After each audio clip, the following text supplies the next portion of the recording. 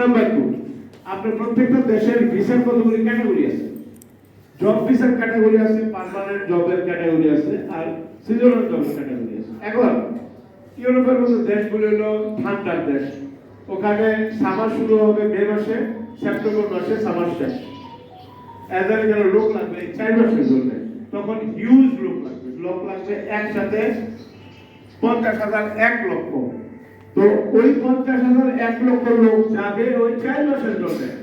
এখন প্রশ্ন দাঁড়ায়, যদি ইটালিতে যাইতে আমার একটা বাংলাদেশি 10 লক্ষ টাকা দিয়ে যদি দালালের মাধ্যমে সেখানে যায়, সে তো এই 4 মাসে 10 লক্ষের অর্ধেক ইনকাম করতে পারবে না।